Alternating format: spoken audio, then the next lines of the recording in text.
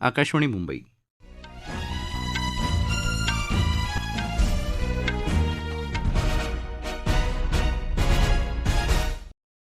संदेश नाईक राष्ट्रीय बातम्या देत आहे. ठळक बातम्या. प्रधानमंत्री नरेंद्र मोदी यांचा देशभरातल्या छात्रसैनिकांशी संवाद. छात्रसेनेच्या अमृत महोत्सवानिमित्त जारी केलं ₹75 विशेष नाणं. राज्यातल्या 3 पदवीधर तर 2 शिक्षक मतदारसंघाच्या निवडणुकीसाठीच्या प्रचाराची सांगता. अदानी समूहातल्या कथित गैरव्यवहारांची विशेष तपास पथकामार्फत चौकशी करण्याची प्रदेश काँग्रेसची मागणी. कुसुमाग्रज प्रतिष्ठानचा जनस्थान पुरस्कार यंदा ज्येष्ठ लेखिका आशा बगे यांना जाहीर. आणि ऑस्ट्रेलियन खुल्या टेनिस स्पर्धेच्या महिला एकेरी विजेतेपदावर अरिना साबालेंकाची मोहोर.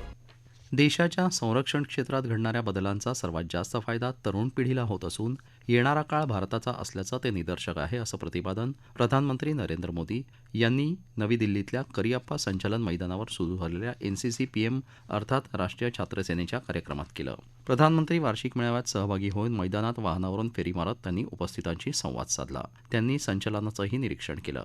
यंदा एनसीसी आपल्या स्थापनेचं 75वं वर्ष साजरं करत आहे. एनसीसीनं 75 वर्षांची यशस्वी कारकीर्द पूर्ण केल्याच्या स्मरणार्थ एक विशेष लिफाफा आणि ₹75 विशेष नाणं प्रधानमंत्र्यांनी यावेळी जारी केलं. सर्वोत्कृष्ट कॅडेट म्हणून शिवम शर्मा याचा गौरव करण्यात आला. एनसीसीवर आधारित एक ध्वनिचित्रफितही यावेळी दाखवण्यात आली. या मेळाव्याचा कार्यक्रम दिवस रात्र होणार आहे. त्यात एक भारत श्रेष्ठ भारत या संकल्पनेवर आधारित सांस्कृतिक कार्यक्रमाचाही समावेश असेल. वसुधैव कुटुंबकम या अस्सल भारतीय तत्त्वज्ञानाला अनुसरून 19 देशातले 196 अधिकारी आणि कॅडेट्सना या मेळाव्यासाठी आमंत्रित करण्यात आलं आहे. 4 दिवस सुरू असलेल्या प्रजासत्ताक दिन सोहळ्याचा कळसाध्याय उद्या नवी दिल्लीच्या विजय चौक इथं बीटिंग द रिट्रीट सोहळ्यानं रचला जाणार आहे. भारतीय लष्कर, नौदल, वायुदल, राज्य पोलीस तसंच केंद्रीय सशस्त्र पोलीस दल आपल्या संगीत समूहांच्या माध्यमातून 29 भारतीय संगीताच्या सुरेल धून सादर करणार आहेत. राष्ट्रपती आणि तिन्ही सेनादलांच्या सर्वोच्च प्रमुख द्रौपदी मुर्मू, प्रधानमंत्री नरेंद्र मोदी आणि संरक्षण मंत्री राजनाथ सिंग या सोहळ्याला उपस्थित राहणार आहेत. भारतीय बनावटीच्या सुमारे 3,500 ड्रोन्सचं सर्वात मोठं प्रात्यक्षिकही यावेळी होणार आहे. भारतातल्या स्टार्टअप उद्योगांना भारतीय युवाशक्तीच्या तंत्रज्ञान कौशल्याला लाभलेलं यश आणि भविष्यातले कल यांचं रेखाचित्र या ड्रोन प्रात्यक्षिकांच्या माध्यमातून प्रेक्षकांना अनुभवता येणार आहे. संयुक्त राष्ट्र महासभेच्या 77व्या सत्राचे अध्यक्ष सबा करोसी हे उद्यापासून 3 दिवसांच्या भारत दौऱ्यावर येत आहेत. गेल्या वर्षी सप्टेंबरमध्ये अध्यक्षपदाची सूत्र स्वीकारल्यानंतर करोसी यांचा हा पहिला भारत दौरा आहे. भारत भेटीदरम्यान करोसी परराष्ट्र व्यवहार मंत्री डॉक्टर एस जयशंकर यांची भेट घेणार आहेत. यावेळी त्यांच्यात विविध मुद्द्यांवर चर्चा होणार आहे. नीती आयोगाच्या वरिष्ठ अधिकाऱ्यांशी आणि G20 संमेलनाच्या अध्यक्षीय टीमशी करोसी संवाद साधणार आहेत. दरम्यान उद्या होणाऱ्या बीटिंग द रिट्रीट सोहळ्याला देखील करोसी उपस्थित राहणार आहेत. थोर स्वातंत्र्यसैनिक लाला लजपतराय यांच्या जयंतीनिमित्त आज दिल्ली इथं संसद भवनात अभिवादन कार्यक्रम झाला. राज्यसभेतले विरोधी पक्षनेते मल्लिकार्जुन खरगे, राज्यसभेचे उपाध्यक्ष हरिवंश आणि इतर खासदार यावेळी उपस्थित होते. लाला लजपतराय देशप्रेम, समर्पण आणि बलिदानाचं प्रतीक होते. त्यांनी आपल्या शेवटच्या श्वासापर्यंत स्वातंत्र्यासाठी संघर्ष केला, असं केंद्रीय गृहमंत्री अमित शाह यांनी आपल्या अभिवादनपर संदेशात म्हटलं आहे. लाला लजपतराय केवळ पंजाब केसरीच नव्हते, तर खऱ्या अर्थानं ते हिंद केसरी होते, अशा शब्दात राज्यपाल भगतसिंह कोश्यारी यांनी लाला लजपतराय यांच्या जयंतीदिनी त्यांना आदरांजली वाहिली आहे. मुंबईतल्या लाला लजपतराय वाणिज्य आणि अर्थशास्त्र महाविद्यालयाच्या स्थापनेच्या सुवर्णमहोत्सवी वर्षानिमित्त आयोजित लाला लजपतराय स्मृती सुवर्णमहोत्सवी व्याख्यानातही राज्यपाल सहभागी झाले होते. पेट्रोलियम आणि नैसर्गिक वायूमंत्री हरदीप सिंग पुरी यांनी ONGC अर्थात तेल आणि नैसर्गिक वायू महामंडळाची तेल उत्खनन नौका सागर सम्राटचं आज मुंबईच्या किनाऱ्याजवळ पुनर्लोकार्पण केलं. हायड्रोकार्बन संशोधनाबाबत सागर सम्राटला जागतिक स्तरावर निरुपयोगी म्हणून ओळखलं जात असतानाच या नौकेनं भारताच्या देशांतर्गत तेल उत्पादन करण्याच्या दृष्टिकोनाची प्रचिती जगाला दिल्याचं त्यांनी अधोरेखित केलं. तेल उत्पादनात ONGCनं वारंवार स्वतःची क्षमता सिद्ध केल्याचं पुरी यांनी म्हटलं आहे. यावेळी त्यांनी सागर सम्राटवर कार्यरत कर्मचाऱ्यांची भेट घेतली. जागतिक स्तरावर ऊर्जेची मागणी दरवर्षी 1% वेगानं वाढत असताना भारतात ही मागणी वर्षाला 3% या दरानं वाढत आहे, असं ते म्हणाले. मात्र देशाच्या वेगानं वाढणाऱ्या अर्थव्यवस्थेमुळे 2020 ते 2040 या कालावधीत जागतिक स्तरावरची ऊर्जेची 25% पूर्तता भारताकडून होईल, असं पुरी यांनी सांगितलं आहे. फ्रान्सचं मार्ने हे जहाज मुंबईच्या सद्भावना यात्रेवर आलं आहे. या जहाजाचा 21 ते 28 जानेवारी या काळात मुंबईत मुक्काम आहे. जहाजाचे कप्तान कमांडर पियर्नी अल्बान पॅनक्राझी यांनी नौदलाच्या पश्चिम विभागाचे प्रमुख vice admiral Krishna Swaminath, chief of staff यांची भेट घेतली. यावेळी त्यांच्यात परस्पर देशांचे हितसंबंध तसंच विविध विषयांवर चर्चा झाली. मार्ने जहाजावरचे कर्मचारी मुंबईत विविध पर्यटन स्थळांना भेटी देत आहेत. प्रधानमंत्री नरेंद्र मोदी उद्या सकाळी 11 वाजता आकाशवाणीवरून मन की बात कार्यक्रमातून देशवासियांशी संवाद साधणार आहेत. हा या कार्यक्रमाचा 97वा भाग आहे. हा कार्यक्रम आकाशवाणी तसंच दूरदर्शनच्या सर्व वाहिन्यांवरून प्रसारित करण्यात येणार आहे. हिंदी प्रसारणानंतर लगेचच प्रादेशिक भाषांमध्ये हा कार्यक्रम प्रसारित केला जाईल. जगात सर्वत्र स्टार्टअप उद्योगांसाठी अनुकूल वातावरण तयार करण्याच्या दृष्टीनं G20 देशांच्या स्टार्टअप 20 परिषदेत विचारविनिमय होत असल्याचं भारताचे G20 शेर्पा अमिताभ कांत यांनी सांगितलं आहे.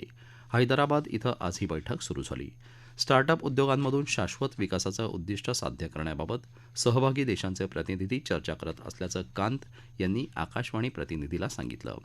बॅटरी स्वरूपात ऊर्जेची साठवण, कृत्रिम बुद्धिमत्ता आणि अभिनव तंत्रज्ञान या क्षेत्रात स्टार्टअप उद्योगांना प्रोत्साहन देण्याच्या दृष्टीनं वेगवेगळे मार्ग पडताळून पाहण्यात येत आहेत. देशव्यापी कोविड प्रतिबंधक लसीकरण मोहिमेत आज सकाळपासून सुमारे 1,98,000पेक्षा जास्त नागरिकांचं लसीकरण झालं. त्यामुळे आतापर्यंत लाभार्थ्यांना दिलेल्या मात्रांची एकूण संख्या 220,39,00,000च्या वर गेली आहे. यात 22,50,00,000पेक्षा जास्त लाभार्थ्यांनी खबरदारीची लसमात्रा घेतली आहे. राज्यात आज सकाळपासून 6,000पेक्षा जास्त नागरिकांचं लसीकरण झालं. राज्यात आतापर्यंत लाभार्थ्यांना दिलेल्या मात्रांची एकूण संख्या 17,78,00,000च्या वर गेली आहे. त्यात 95,84,000पेक्षा जास्त नागरिकांनी खबरदारीची लसमात्रा घेतली आहे. या राष्ट्रीय बातम्या आकाशवाणीच्या मुंबई केंद्रावरून देत आहोत. आकाशवाणीच्या मराठी बातम्या www.newsonair.gov.in/मराठी या संकेतस्थळावर वाचता येतील. राज्यातल्या 3 पदवीधर तर 2 शिक्षक मतदारसंघाच्या निवडणुकीसाठीच्या प्रचाराची सांगता आज झाली.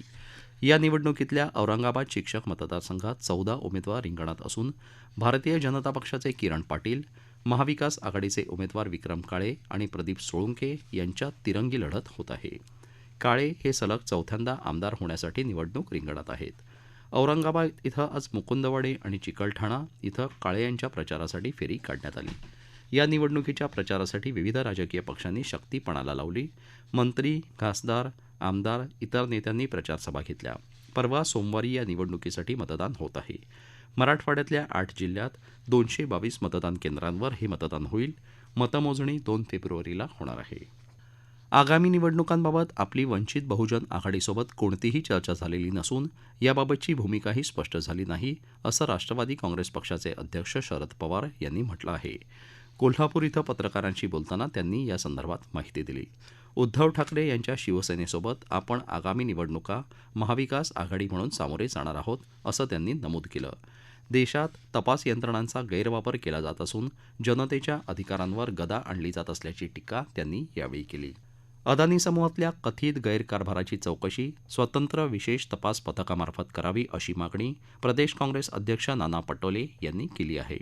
भारतीय स्टेट बँक आणि आयुर्विमा महामंडळ LIC सह सार्वजनिक क्षेत्रातल्या कंपन्यांमधला सामान्य जनतेचा पैसा प्रधानमंत्री नरेंद्र मोदी यांनी अदानींच्या विविध कंपन्यांमध्ये कोणताही विचार न करता गुंतवला असा आरोप त्यांनी केला.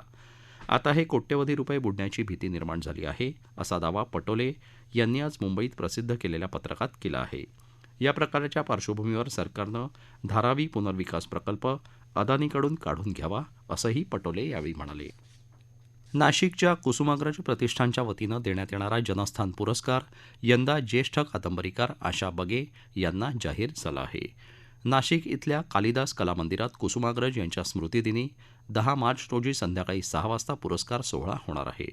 हा पुरस्कार प्रतिष्ठानचे अध्यक्ष आणि सेवानिवृत्त न्यायाधीश नरेंद्र चपळगावकर यांच्या हस्ते दिला जाणार आहे. 1 लाख रुपये रोख, सन्मानचिन्ह आणि मानपत्र असं या पुरस्काराचं स्वरूप आहे. आशा बगे यांच्या भूमी कादंबरीला 2006चा साहित्य अकादमी पुरस्कार मिळाला होता. बगे यांच्या 7 कादंबऱ्या आणि 12 कथासंग्रह प्रसिद्ध झाले आहेत. राष्ट्रपती भवन इथं उद्या होणाऱ्या उद्यान उत्सव 2023चं उद्घाटन राष्ट्रपती द्रौपदी मुर्मू यांच्या हस्ते होणार आहे.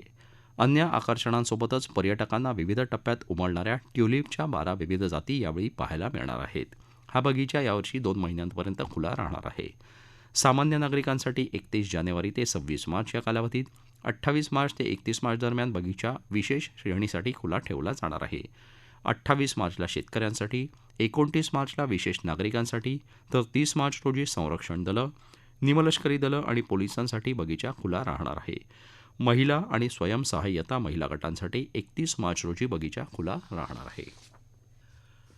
मुंबईत सुरू असलेल्या शांघाय सहकार्य संघटनेच्या चित्रपट महोत्सवात आज पहिल्या दिवशी ॲनिमेशन वापरून वेगवेगळी विश्व निर्माण करणे या विषयावर चर्चासत्र झालं.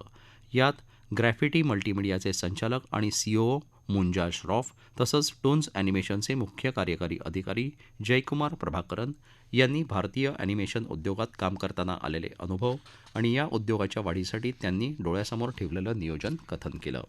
भारतीय लोकगीतांनी जगभरातल्या संगीत रसिकांचं लक्ष कसं वेधून घेतलंय यावरही या सत्रात चर्चा झाली. आघाडीचे जागतिक ॲनिमेशन उद्योग आणि वितरकांसोबतची भागीदारी आर्थिकदृष्ट्या अव्यवहार्य ठरल्यानं स्थानिक विषयांचा वापर ॲनिमेशनमध्ये करण्यात कारकिर्दीच्या सुरुवातीला आलेल्या आव्हानांबद्दलही सहभागी मान्यवरांनी चर्चा केली. या चर्चेत भारतीय ॲनिमेशन उद्योगाच्या वाढीचा आणि भविष्यातल्या नियोजनाचाही मागोवा घेण्यात आला. ऑस्ट्रेलियन खुल्या टेनिस स्पर्धेच्या महिला एकेरीत बेलारूसच्या अरिना साबालेंकानं विजय पटकावत चषक जिंकला आहे. आज झालेल्या अंतिम सामन्यात तिनं कझाकस्तानच्या एलेना रिबेकिना हिचा 4-6, 6-3, 6-4 असा पराभव केला. 22व्या मानांकित रिबाकिनानं उपांत्य फेरीत 2 वेळा ऑस्ट्रेलियन खुली स्पर्धा जिंकणाऱ्या व्हिक्टोरिया अझारेंका हिचा पराभव करून तर 5व्या मानांकित साबालेंकानं मॅग्डा लिनेटचा पराभव करून अंतिम फेरी गाठली होती. उद्या होणाऱ्या पुरुष एकेरीच्या अंतिम सामन्यात 4थ्या मानांकित नोवाक जोकोविचची गाठ तृतीय मानांकित स्टेफानोस त्सित्सिपास याच्याशी पडणार आहे. उपांत्य सामन्यात जोकोविकनं टॉमी पॉलचा तर त्सित्सिपासनं किरान खाचानोवचा पराभव करत अंतिम फेरीत प्रवेश केला होता. आगामी खेलो इंडिया युवा स्पर्धांना येत्या मंगळवारी म्हणजे 30 जानेवारीपासून मध्य प्रदेशात सुरुवात होत आहे. टॉप्स अर्थात लक्ष्य ऑलिम्पिक पदक योजनेअंतर्गत यात अनेक खेळाडू भाग घेणार आहेत. आंतरराष्ट्रीय क्रीडा स्पर्धांमध्ये उत्कृष्ट कामगिरी केलेल्या खेळाडूंच्या सहभागामुळे तळागाळातल्या क्रीडापटूंना प्रोत्साहन मिळणार आहे. या स्पर्धेत एकूण 6,000 खेळाडू भाग घेणार आहेत. खेलो इंडिया युवा स्पर्धेत एकूण 27 क्रीडा प्रकार असून यंदा स्पर्धेच्या इतिहासात प्रथमच जलक्रीडा प्रकारांचा समावेश करण्यात आला आहे. भारत आणि न्यूझीलंड दरम्यान सुरू असलेल्या T20 क्रिकेट सामन्यांच्या मालिकेतला दुसरा सामना लखनौच्या भारतरत्न अटल बिहारी वाजपेयी एकाना क्रिकेट स्टेडियम इथं उद्या होणार आहे. भारतीय प्रमाण वेळेनुसार संध्याकाळी 7 वाजता हा सामना सुरू होईल. रांची इथं झालेल्या पहिल्या T20 क्रिकेट सामन्यात न्यूझीलंडनं भारताचा 21 धावांनी पराभव केला होता. याआधी न्यूझीलंडबरोबर झालेल्या एकदिवसीय क्रिकेट सामन्यांच्या मालिकेत 3-0 असा एकतर्फी विजय मिळवल्यानं ICC एकदिवसीय क्रिकेट मानांकनात भारतानं पहिल्या स्थानावर झेप घेतली आहे. बँक कर्मचाऱ्यांनी 30 आणि 31 जानेवारी रोजी होणारा देशव्यापी संप स्थगित करण्यात आला आहे. बँक कर्मचाऱ्यांनी 2017 पासून प्रलंबित मागण्यांच्या पूर्ततेसाठी हा संप पुकारला होता. बँक कर्मचाऱ्यांनी पुकारलेल्या संपासंदर्भात केंद्रीय कामगार आयुक्त आणि युनायटेड फोरम बँक संघटनेच्या प्रतिनिधींची काल मुंबईत बैठक झाली. बैठकीत बँक कर्मचाऱ्यांच्या प्रलंबित मागण्यांबाबत सरकार सकारात्मक असल्यानं देशव्यापी संप स्थगित करण्याचा निर्णय घेतला आहे. ठळक बातम्या पुन्हा एकदा. प्रधानमंत्री नरेंद्र मोदी यांचा देशभरातल्या छात्रसैनिकांशी संवाद. छात्रसेनेच्या अमृत महोत्सवानिमित्त जारी केलं 75 रुपयांचं विशेष नाणं. राज्यातल्या 3 पदवीधर तर 2 शिक्षक मतदारसंघाच्या निवडणुकीसाठीच्या प्रचाराची सांगता. अदानी समूहातल्या कथित गैरव्यवहारांची विशेष तपास पथकामार्फत चौकशी करण्याची प्रदेश काँग्रेसची मागणी. कुसुमाग्रज प्रतिष्ठानचा जनस्थान पुरस्कार यंदा ज्येष्ठ लेखिका आशा बगे यांना जाहीर. आणि ऑस्ट्रेलियन खुल्या टेनिस स्पर्धेच्या महिला एकेरी विजेतेपदावर अरिना साबालेंकाची मोहोर. आकाशवाणीच्या बातम्यांसह जगभरातल्या बातम्या तुम्ही ट्विटरवर AIR News _ या हँडलवरही दिवसभर पाहू शकता. याबरोबरच आकाशवाणी मुंबई केंद्रावरचं हे राष्ट्रीय बातमीपत्र संपलं. नमस्कार.